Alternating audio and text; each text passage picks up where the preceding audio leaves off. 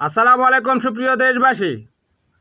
শাহবাগের শাহবাগী লীগ পুলিশের ওপর আক্রমণ করেছে।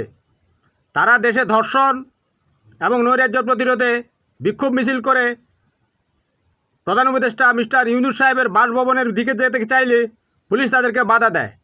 তারা পুলিশের উপর থিতু নিক্ষেপ করে, ইট নিক্ষেপ করে, একজন পুলিশকে মুখে ঘুষি মেরে তাকে বিধ্বস্ত করে দেয় এবং রাস্তা ফেলে বেদম প্রহার করে। তারা এটা দিয়ে কীভাবে ধর্ষণ প্রতিরোধ করবে?